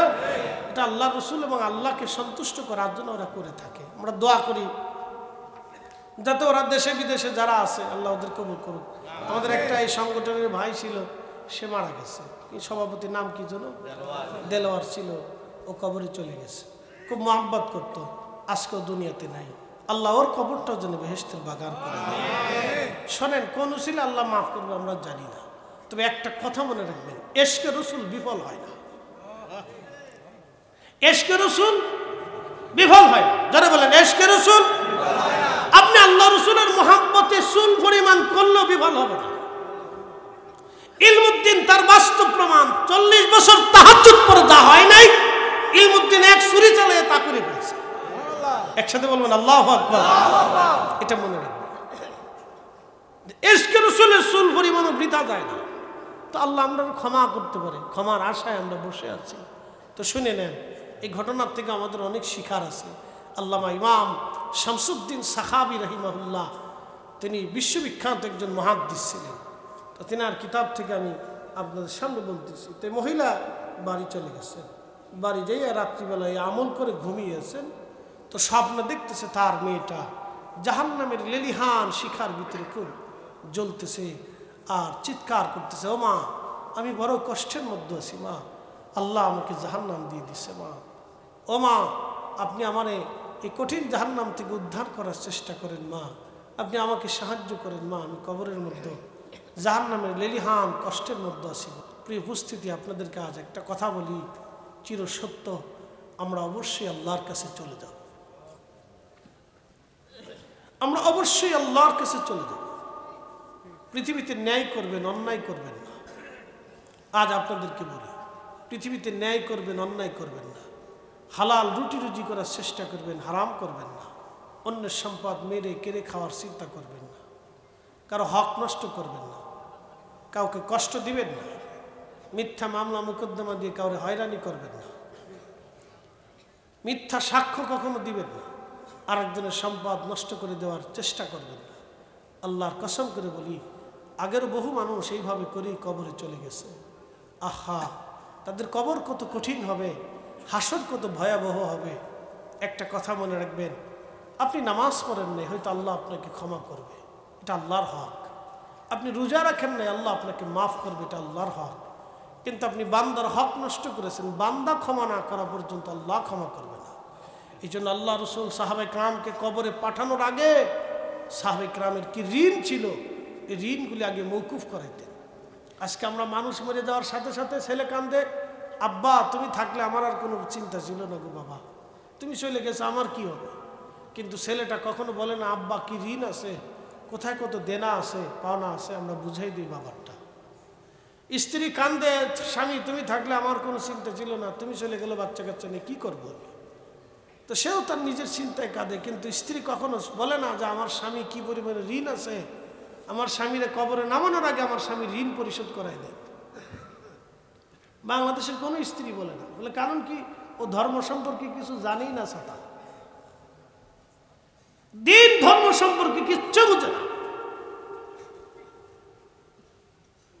স্ত্রী কখনোই কোনো স্ত্রী আমি আমার চোখে কখনো দেখি না, কখনো বলে না আমার স্বামীকে কবরে নামানোর আগে আপনি আমার স্বামীর আমার ঋণ যা আছে মৌকুফ করে দেন, ঋণ মৌকুফ করানোর ব্যবস্থা করে দেন। সমাজের সর্দার সৈয়দ নেতা ইমাম হুজুরকে কখনো বলে না যে হুজুর আমার স্বামীর ঋণটা মৌকুফ করায় দেন, আমার স্বামী অমুক অমুক জায়গায় ঋণ আছে, আমরা গরিব মানুষ একটা ব্যবস্থা করে দেন, ঋণ দিয়ে আমার স্বামীর কবরে দিয়ে দেন, কেউ বলে না। আমার রসুল বলতেন উম্মত তোমরা তোমাদের ঋণকে পরিশোধ করে আমার উম্মতকে কবরে নামাও। আমাদের দেশে হাজার হাজার গোরস্থান হচ্ছে, প্রতিনিয়ত কত মানুষ কবরে চলে যাচ্ছে, কিন্তু কেউ কখনোই বলে না যে তার ঋণ মৌকুফ করায় দেন। প্রিয় উপস্থিতি, সত্য থেকে বলতেছি আজ এগুলো আমাদের অত্যন্ত জরুরি বিষয়। ভাই আমার, আমরা কবরে চলে যাব, যে কোনো সময় আসতে পারে, আজও হতে পারে, একটু পরেও হতে পারে, এখনই হতে পারে। আমরা চলে যাব, অবশ্যই আমরা আল্লাহর কাছে চলে যাব। সুম্মা তুরাদ্দুনা ইলা আলিমিল গায়ব ওয়াশ শাহাদাত, তোমরা আমি মালিকের কাছে ফিরে আসবে, তোমার ওপেনে গোপনে সব জানো। ফায়ুনাব্বিউকুম বিমা কুনতুম তা'মালুন, তুমি দুনিয়াতে যা করছো আমি রব তোমাকে সেই দিন একবারে সব চোখে দেখিয়ে দেব। পিছন থেকে শয়তান তাড়িয়ে দেন, এর ভিতরে ঢুকতে না করে দুটা রেলওয়ে এসে তোরে হেনে মারামারি কর। বুঝলেন তাই মনে হয় আপনারা? একসাথে পড়ে লা হাওলা ওয়ালা কুওয়াতা ইল্লা বিল্লাহ, লা হাওলা ওয়ালা কুওয়াতা ইল্লা বিল্লাহ। একসাথে বলেন আল্লাহু আকবার। না হয় না, আরো জোরে, আরো জোরে। দোয়া করে যাবেন না দোয়া সারা যাবেন? দোয়া করে যান। মা কবরে প্রতীক্ষায় বসে আছে। এখানে কার কার মা কবরে চলে গেছে, বাবা কবরে গেছে, একজন না একজন হাত বাড়ান তো। যার কেউ না কেউ কবরে চলে গেছে, মা অথবা বাবা, একজন না একজন কবরে চলে গেছে, এরকম একজন লোক হাত বাড়াবেন সবাই, যাদের বাবা মা কবরে চলে গেছে। আপনার আব্বা আম্মা দুনিয়াতে আছেন না? তাহলে হাত ওঠা। আচ্ছা, তার মানে বোঝা গেল এখানে 80% লোকের বাবা মা কবরে চলে গেছে, কেউ না কেউ চলে গেছে। তো তারা কবর থেকে প্রতীক্ষায় দোয়ার আশায় বসে আছে। ভাই চলে গেলে তারা বদদোয়া করবে, কষ্ট পাবে, বসে থাকেন। আমি ঘটনা শেষ করি, তারপরে বুঝবেন যে দোয়া কেন করবেন, কেন দোয়াটা প্রয়োজন একটু বুঝবেন। বসে যাওয়াটা জরুরি। আমাদের দেশে এক দল আছে যারা বুকে হাত বেঁধে নামাজ পড়ে আমাদের দেশে। তাদের ফতোয়া হচ্ছে আপনি শুধু কবরে যে শুধু সালাম দিবেন, আর কিচ্ছু করবেন না। সালাম দেওয়ার পরে বাদ বাকি যা করবেন সব বেদাত। আপনি এই ঘটনা থেকে জানবেন যে ইসলাম কি শিক্ষা দিয়েছিল, আর এরা কি করে ইসলামকে ধ্বংস করার পায়তারা করতেছে, শুধু বুঝে যাবেন। তো মহিলা স্বপ্নে দেখতেছে তার মেয়েটা জাহান্নামের লেলিহান শিখাতে জ্বলতেছে। তো মা তো পৃথিবীর সবাই সন্তানকে ভুলে যায়, কিন্তু মা তো ভুলে না। মাতার বাড়িবাসী, একটা কুকুরের ছানাও যদি মারা যায়, আপনি দেখবেন এই কুকুরটা তার বাচ্চার চারপাশে দৌড়ায়, পাগলের মতো হয়ে যায় কুকুর। তার বাচ্চা মরে গেছে, বুকে বুকে মানুষকে বলে আমার বাচ্চা মারা গেছে, বাচ্চা মেরে ফেলেছে। যুবক শুনিয়া যাও, ডিসকভারি চ্যানেলে মাঝে মধ্যে আমি দেখি মহিষের পাল সিংহের দলে দাবড় দিয়েছে, সব মহিষ পালিয়ে চলে গেল, কিন্তু বাচ্চা মহিষটা পালাইতে পারে না। মা তাকে বাঁচানোর জন্যে ওই সব মহিষ পালিয়ে চলে গেল, মা মহিষটা পালাই নাই। মা সন্তানকে বাঁচানোর জন্যে পাগলের মতো হইয়া সিংহের সাথে মারামারি করে শেষ পর্যন্ত নিজের জীবনকে বিপন্ন ফেলে দিয়ে মা প্রমাণ করে দেয়, সন্তান সব পালিয়ে চলে গেল, আমি মা তোমার থেকে পালিয়ে যাই নাই। এ যুবকের নাম মা। 25 বছর ধরে একটা মা সন্তানের পিছনে পরিশ্রম করে, 25 বছর পেটে ধারণ থেকে শুরু করে একটা মা 25 বছরের সন্তানের 3 বেলা খাবার রান্না, তার কাপড় চোপড় ধোয়া, তার পছন্দের জিনিস কিনে দেওয়া থেকে শুরু করে, এই মা তার বিছানা গোছানো থেকে শুরু করে একেবারে স্কুল নিয়ে আসার থেকে শুরু করে একটা মা 25 বছর ধরে সন্তানের পিছনে লেগে থাকে। কিন্তু যুবক বন্ধু, বিনিময়ে মার 25 দিনও আপনি কাপড় ধুয়ে দেন নাই, বিনিময়ে মাকে 25 দিনও আপনি রান্না করে খাওয়ান নাই, বিনিময়ে মার 25 দিনও আপনি বিছানা ঠিক করে দেন নাই। কি করেছেন? 3 বেলা খাবার দিয়েছেন, 2 ওষুধ কিনে দিয়েছেন অথবা ডাক্তার দেখিয়েছেন, ভেবেছেন হক আদায় হয়েছে না।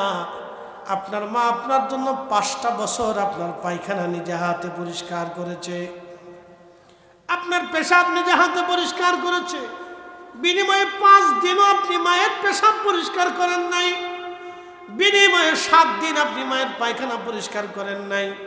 আপনার মা 7 বছর আপনার বাথরুম পরিষ্কার করেছে, আপনার 25 বছর ধরে মা কাপড় ধুয়ে দিয়েছে, বিনিময়ে 25 দিন আপনি কাপড় ধুয়ে দেন নাই। পৃথিবীতে নবীর একজন আশিক ওয়াসাল কারনি এইভাবে মায়ের সেবা করেছিল। মা পিঠে করে কাঁধে করে মাকে নিয়ে ঘুরে বেড়াইতো। ওয়াসাল কারনি নিজে রান্না করতেন, মাকে খাওয়াইতেন, নিজে কাপড় ধুয়ে মাকে পরাইতেন, মার চুল আশ্রিয়ে তেল মালিশ করে দিতেন, মায়ের হাতে পায়ে তেল দলে মাকে পরিষ্কার রাখতেন, মায়ের বিছানা তৈরি করে দিতেন। যেখানে যাইতেন মা যেইভাবে বাচ্চাকে কোলে কাঁধে করে নিয়ে ঘুরে বেড়ায়, হযরত ওয়াসাল কারনি তার মাকে ওইভাবে কাঁধে করে নিয়ে মরুর পর মরু, পাহাড়ের পর পাহাড়, আরবের পর আরব ঘুরে বেড়াইতো। আল্লাহর নবী ডাক দিলেন, সাহাবীরা আমার ওয়াইস মুস্তাজাবাতুদ দাওয়া, আল্লাহ খুশি হইয়া আমার ওয়াইসকে এত বড় নিয়ামত আল্লাহ দিয়েছে। আমার ওয়াইস আল কারনি আল্লাহর কাছে যা চাবে আমার আল্লাহ তাই দিয়ে দিবে। একবার জোরে বলা যাবে কি মারহাবা? মাতার বাড়িবাসী যুবকেরা, যে ওয়াজ আজকে শুনে গেলাম, 25 বছর ধরে মা তোমার পোশাক ধুয়ে দিয়েছে, 25 বছর ধরে মা তোমার বিছানা ঠিক করেছে, 25 বছর ধরে তুমি কি পছন্দ করো খাও মা 3 বেলা রান্না করে দিয়েছে। বিনিময়ে তুমি মাকে ধমক দিয়েছ, বিনিময়ে তুমি মার সাথে রাগারাগি করেছ, বিনিময়ে তুমি মাকে গালি দিয়েছ, বিনিময়ে তুমি মাকে তেমন কিছু দিতে পারো নাই। বন্ধু, আমি একদিন বৃদ্ধাশ্রমে এক মুরব্বীর কথা শোনার পরে আমার গা শির উঠলো, কষ্ট পেলাম। মুরব্বী বলতেছিল আমার 4টা সন্তান, আমি আজ বৃদ্ধাশ্রমে, আমার ছোট্ট হাড়ির মধ্যে 4টা সন্তানের খাবার একদিন হয়েছে, আমার ছোট্ট বাড়ির মধ্যে 4টা সন্তানের জায়গা হয়েছে।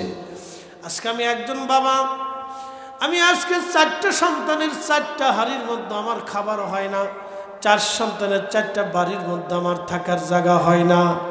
আজকে আমার থাকার জায়গা হলো বৃদ্ধাশ্রমে। এর চাইতে বড় কষ্ট বাবা মার জীবনে আর কিছু হতে পারে না।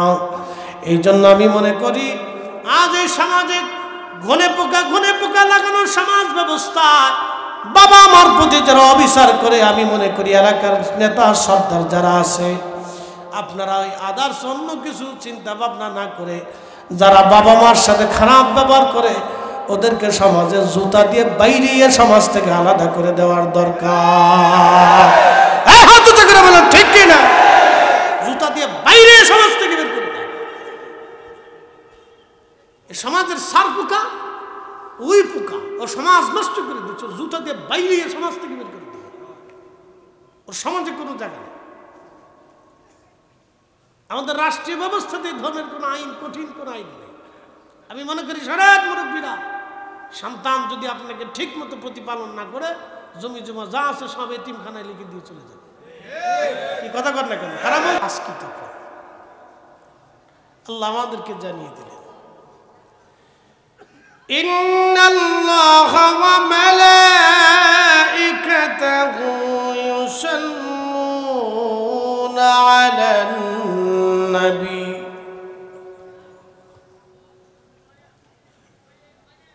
আমি রাসূলের শানে দুরূদ পড়তেছি, আগামীতেও পড়ব। তামাম সৃষ্টি যখন থাকবে না তখন থাকবে আল্লাহ। আল্লাহ তখনও আমার রাসূলের উপর দুরূদ পাঠাতে থাকবে। সুবহানাল্লাহ। একসাথে বলি আল্লাহু আকবার। আরো জোরে আল্লাহু আকবার। জমিন কার? আল্লাহ। আসমান কার? আল্লাহ। বিধান চলে কার? আল্লাহ। সূর্য কার আইনে? আল্লাহ। পাশে সাগর কার আইনে চলে? আল্লাহ। সাগরের মাছ যত সৃষ্টি আছে কার আইনে চলে? আল্লাহ। তো আল্লাহর আইনে যেহেতু সব চলে, তো আল্লাহর আইনে, আল্লাহর জমিনে আল্লাহর নবী দুরূদও চলবে। কথা বলেন ঠিক কিনা? ফতোয়া দিয়ে যারা বন্ধ করতে চায়, 1000 বছর চেষ্টা করতে থাকো। বহুজন চেষ্টা করতে করতে কবরে হারিয়ে গেছে। হাসরের ময়দানে সবাইকে দাঁড়াইতেই হবে। আল্লাহর হাবিবের সাক্ষাৎ ছাড়া সেই দিন জান্নাতে যাওয়ার কোনো রাস্তা নাই। হাউজে কাউসার লাগবে নি আপনাদের? পানি খাওয়ার দরকার আছে? বঙ্গোপসাগর কি তখন থাকবে? যমুনা নদী, পদ্মা, কর্ণফুলী, তো সেই দিন শুধু একটা থাকবে। নাম কি? হাউজে হাউজে কাউসার। মালিকানা কার? আল্লাহ। এখন কারে দিয়ে দিছে? একবারে আল্লাহ রব্বুল আলামিন তার রাসূলকে লিখে দিয়ে দিছে। আমাদের লেখায় ভুল হতে পারে, আমরা লেখা অস্বীকার করতে পারি, আমরা দলিলে সিগনেচার অস্বীকার করতে পারি, যে আদালতে যা বলতে পারি যে স্যার আমি সিগনেচার দিন, এটা নকল করছে। কিন্তু আল্লাহ যেটা সিগনেচার করে দিছে এটা আজীবন চিরন্তন। লা তাবদীল কালিমাতিল্লাহ, আল্লাহর কালামের কোনো পরিবর্তন নেই। ইন্না আ'তাইনাকাল কাউসার, নবী আপনাকে এটা দিয়ে দিছি, মালিকানা আপনার, যাকে খুশি তাকে খাওয়াবেন। সুবহানাল্লাহ। আরো জোরে সুবহানাল্লাহ। এবার যারা বিরোধিতা করবে আজীবন চেষ্টা করতে থাকুক। চেষ্টা দিয়ে দিলাম, চেষ্টা চলতে থাকুক, কাজ হবে না।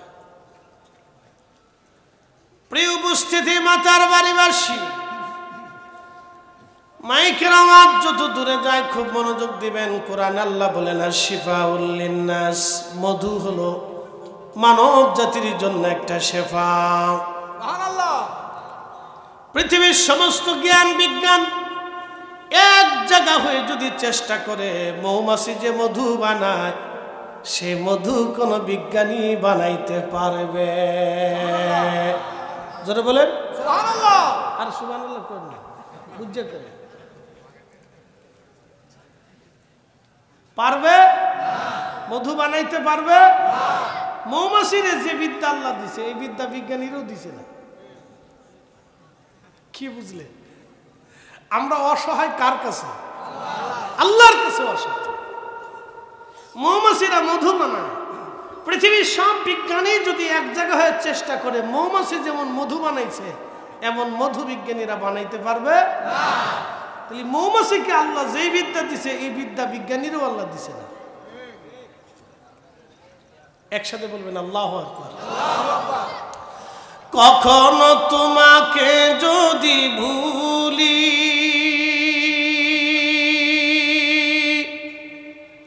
হেদায়েতের আলো জেনে নিয় কাছে তুলি,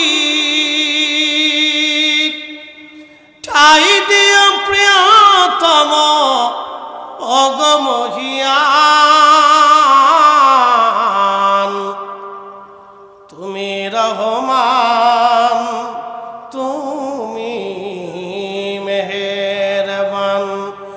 বন্ধ গাহে না শুধু তোমার গুণগান, বুঝেও বুঝে না তবু শান। তুমি রহমান, তুমি মেহেরবান। একটা মৌমাছি মধু কত চমৎকার করে বানায়। এই মৌমাছি বিভিন্ন পরাগ থেকে রস সংগ্রহ করে, মৌচাকের মধ্যে রসগুলি জমা করে। এক এক ফুলের এক এক ধরনের রস, কোনটা তিতা হয়, কোনটা ফাঁসি হয়, কোনটা মিঠা হয়, কোনটা গাঢ় হয়, কোনটা নর্মাল হয়, সবগুলিকে এক জায়গায় করে সে সুগার সংগ্রহ করে এনে মধু তৈরি করে। আল্লাহ কোরআনে বললেন, হে মানব জাতি, আমি আল্লাহ মৌমাছিকে কত চমৎকার করে মধু বানাইতে শিখিয়েছি। এই মধু তৈরি করার পরে শিফা বুলির না, সেটা মানুষের জন্য শেফা হয়ে যায়, ওষুধ হয়ে যায়। একটা মৌমাছিকে আল্লাহ যে বিদ্যা দিল, একটা বিজ্ঞানীর আল্লাহ সেই বিদ্যা দেয়নি, অথচ মানুষ এই সামান্য বিদ্যা গ্রহণ করে শুধু লাফালাফি করে। কি কথা কর না কেন? সামান্য বিদ্যা নিয়ে লাফালাফি করে। কে কত পারমাণবিক অস্ত্র বানাবে, বোমা বানাবে, ক্ষেপণাস্ত্র বানাবে, কে কত মারতে পারে। শেষ পর্যন্ত ফিলিস্তিনে মারতে মারতে মারতে মারতে মারতে মারতে এত পরিমাণে বোমা মারছে যে হাজার হাজার কোটি কোটি টন আমেরিকার মার্কিন অর্থ ভান্ডার থেকে তারা 2000 কোটি মার্কিন ডলার খরচ করে অস্ত্র ইসরায়েলে পাঠিয়ে ফিলিস্তিনিদের উপর মেরেছে। আল্লাহ 4 দিনে একটা মেঝের কাঠিও লাগে না ফিলিস্তিনিদের। 4 দিনে আল্লাহ যত গাজার বিল্ডিং ওরা ধ্বংস করে দিয়েছে, তার চাইতে বহু গুণে বাড়ি ঘর আমেরিকা আল্লাহ আগুন দিয়ে 4 দিনে পুরাই দিচ্ছে। একসাথে বলবেন আল্লাহু আকবার। দয়াকার, শাস্তিকার। আপনারা খুশি না বেজার? বেশি না কম? আমি মনে করি পুরা ক্যালিফোর্নিয়া ফুটে যাওয়া উচিত। ফিলিস্তিনিদের 1 টাকা খরচ হয়নি, 1 টাকা খরচা করতে হয়নি। এত বড় একটা সুপ্রিম পাওয়ার দুনিয়ার সব শক্তি দিয়ে চেষ্টা করেও আগুন নিয়ন্ত্রণেই আনতে বলে পারে না। আগুন বলে তাদের নিয়ন্ত্রণেই আসে না। তা আগুন কি তাদের নিয়ন্ত্রণে না আল্লাহর নিয়ন্ত্রণে? আগুন কি তাদের অধীনে না আল্লাহর অধীনে? আল্লাহ চোখে আঙ্গুল দিয়ে দেখিয়ে দিছে, সুপ্রিম পাওয়ার তোর যত হোক, আমার সামান্য একটু আগুনই যথেষ্ট, বেশি লাগে না। দেখলাম সমুদ্রের পার্শ্ববর্তী শহর, সমুদ্রের হাজার হাজার crore crore ton, billion trillion ton পানি, অথচ সমুদ্রের পাড়ে আগুনে পুড়ে একবারে মিসমার হয়ে গেছে। এত পানি পাশে কিন্তু কাজে লাগে নাই। আল্লাহর শক্তির কাছে সব অসহায়। কথা বলেন ঠিক কিনা? তাহলে মজলুমের দোয়া কবুল হয় কি হয় না? ফিলিস্তিনিদের দোয়া কবুল হয়ে গেছে। সারা পৃথিবীর মুসলমানদের দোয়া কি হয়ে গেছে? তাদের ইতিহাসে এত বড় অর্থনৈতিক ক্ষতি তাদের জীবনে কোনোদিন হয়নি। এত যুদ্ধ জীবনে করছে, এত ক্ষতি হয়নি। আল্লাহ একবারে বিরাম করে দিছে। আপনি যদি ভিডিওতে দেখেন তো মনে হবে যে এখানে কোনো কালেও কোনোদিন শহর ছিল না। তাদের পুরার দৃশ্য দেখলে বুঝবেন যে এখানে কোনো কালেও কোনোদিন শহর ছিল না। আল্লাহ একবারে বিস্মার করে দিয়েছে। যাহারাল ফাসাদু ফিল বাররি ওয়াল বাহরি বিমা কাসাবাত আইদিন নাস। হে মানুষ, আমি আল্লাহ তোমাদের উপরে গজব চাপাই না, তোমরা রুজি করো, আমি আল্লাহ দিয়ে দিই। আমরা গুনাহ করার কারণে আল্লাহ আমাদের উপর গজব কি করে? চাপাই দেয়, চাপাই দেয়। আল্লাহ নিজে ইচ্ছা করে দেয় না, আমরা হাতে করে রুজি করে আনি, সেই জন্য আল্লাহ দিয়ে দেয়। আল্লাহ আমাদেরকে মহেশখালী উপজেলার অন্তর্গত মাতারবাড়ি পুরান বাজার নবী প্রেমিক ফকির শাহ রহমতুল্লাহের সংগঠনের উদ্যোগে আজকের মাহফিল আল্লাহ কবুল করেছে। একসাথে বলি আলহামদুলিল্লাহ। আরো শুকর করি সে আল্লাহর, যিনি অসংখ্য নবী আলাইহিস সালামগণের উম্মতের ভিড়ে আল্লাহ আমাদেরকে দয়া করে মহান নবী, সর্বশ্রেষ্ঠ নবী, সর্বকালের সর্বশ্রেষ্ঠ মহামানব, ইমামুল মুরসালিন, রাহমাতুল লিল আলামিন, সাইয়্যিদুল কাউনাইন ওয়াস সাকালাইন, হাবিবুল্লাহ, মেহবুবে আলা, সাহেবে মাকামে মাহমুদ, সাহেব হাউজে কাউসার, সাহেবে মেহশার, সাহেবে জান্নাত, সাহেবে কোরআন, আল্লাহর পেয়ারা হাবিবের উম্মত হিসেবে আপনাকে আমাকে আল্লাহ কবুল করেছেন। শুকরিয়া আদায় করে বলি আলহামদুলিল্লাহ। প্রিয় ভাই আমার, বাজারে রাস্তাঘাটে যারা বাজারে দোকানে পাটে, বাড়িতে বসে আছি, অনুরোধ করবো ভিতরে এসে বসে যাই, কিছু কথা শুনি। মধু আশিফা উল নাস, মানুষের জন্য শিফা। পৃথিবীর সমস্ত বিজ্ঞানী যদি এক জায়গা হয়, তো মৌ পোকা যেভাবে মধু বানিয়েছে সেইভাবে তারা মধু বানাইতে পারবে না। আপনি একটু চিন্তা করেন, মৌমাছিদেরকে আল্লাহ কি বিদ্যা দান করলেন। আল্লামা শেখ আব্দুল হক মুহাদ্দিস দেহলভী রহমাতুল্লাহ আলাইহি মাদারিজুন নবুওয়াতের মধ্যে লিখতেছেন যে একদিন মৌমাছিরা আল্লাহ নবী ডাক দিছে, এ মৌমাছি তোমরা আমার কাছে আসো। তো আল্লাহ রসুল ডাকছেন, প্রিয় নবীর কথা শুনে মৌমাছি গুনগুন করে সালাত ও সালাম পাঠ করতে করতে নবীর সামনে এসে দাঁড়ায় গেলেন। মৌমাছি বললেন, ইয়া রাসূলুল্লাহ, কি জন্য আপনি ডাকেন? প্রিয় নবী বললেন, মৌমাছি বলো তো, তোমরা এত সুন্দর করে চমৎকার করে মধু কিভাবে বানাও? মৌমাছি বলতেছি, ইয়া রাসূলুল্লাহ, আমরা বিভিন্ন ফুল থেকে রস সংগ্রহ করে নিয়ে আসি, চাকের মধ্যে রাখি। ইয়া নবী আল্লাহ, মধু হয় না যত সময় আপনি নবীর দুরূদ পাঠ না করি। আরো জোরে একসাথে বলেন আল্লাহু আকবার। দুরূদ চলবে বাড়িতে, উঠানে, ঘরে, মসজিদে, মাদ্রাসা, মাহফিলে। বেদাতের ফতোয়ার গোষ্ঠী কিলে, ওগুলি দেখার টাইম নেই। যার যার বেদাতের ফতোয়া এত লইয়া কাঁথার ভিতরে গাঠি বুকসে বাইন দিয়ে কোলবালিশ বানাইয়া শুয়ে থাকুক, ওগুলি দেখার সময় আমাদের চলবে।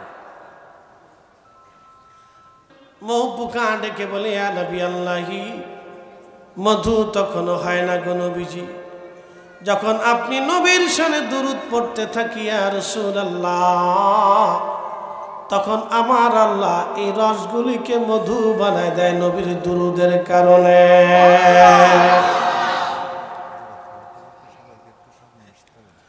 আমাদের বাড়িবাসী মনোযোগ দিয়ে শুনে যাবেন।